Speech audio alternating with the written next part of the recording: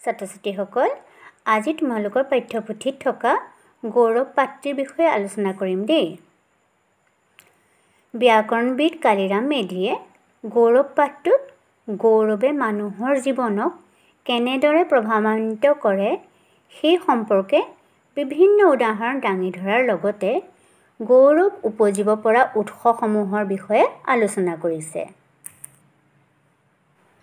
মানুহে নিজৰ যিকোনো অৱস্থাতে গৌৰৱৰ কাৰণ বিচাৰি পায়।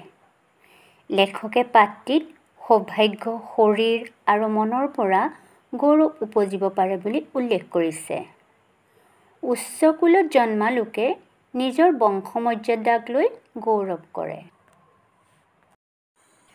ৰূপ, স্বাস্থ্য আৰু বল শৰীৰৰ এই গুণৰ পৰা গৌৰৱ উপজিব পাৰে।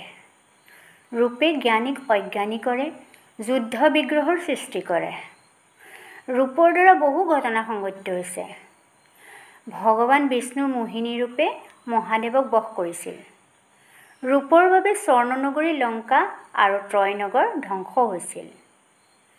ৰূপৰ চৌম্বকত্ব শক্তিৰ বলতেই সৃষ্টি হৈছিল ডান্টেৰ ডিভাইন কমেডি। শৰীৰৰ বলো গৌৰৱৰ আন এক উৎস।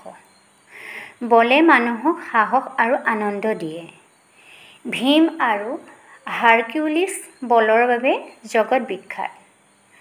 ৰূপ, স্বাস্থ্য আৰু বল গৌৰৱৰ কাৰণ হ'লেও সৌভাগ্য আৰু শৰীৰৰ পৰা উপজা গৌৰৱ স্থায়ী নহয়। পাঠটোত লেখকে জ্ঞান, আত্মসংযম আৰু আত্মদানক প্ৰকৃত গৌৰৱৰ কাৰণ বুলিছে। ই মানুহক অমৰ কৰে। জ্ঞানী মানুহ সাধাৰণ হ'লেও তেওঁ মানুহৰ মাজত বিখ্যাত হৈ পৰে। ইতিহাসত এনে বহুতো উদাহৰণ আছে। শ্বেক্সপিয়েৰ, কবিৰ, শংকৰদেৱ, মাধৱদেৱ, বুদ্ধদেৱ আদি ব্যক্তিসকলে জ্ঞান তথা আধ্যাত্মিক আদৰ্শৰে মানুহক আকৰ্ষণ কৰিছিল। ভাৰ্জিলে জ্ঞানৰ বলত জুলিয়াছ চিজাৰতকৈ বেছি দেশ জয় কৰিছিল। আলেকজেণ্ডাৰে দেশ জয় কৰিছিল।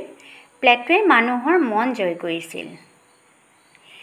ইউৰোপত সম্ৰাট নেপোলিয়ন বোনাপাৰ্টতকৈ মাৰ্টিন লুথাৰ বেছি জনপ্ৰিয়। নিউটন, ডাৰউইনে নিজৰ ভাৱ চিন্তাৰে সাধাৰণ মানুহকো চিন্তা কৰিবলৈ শিকাইছিল।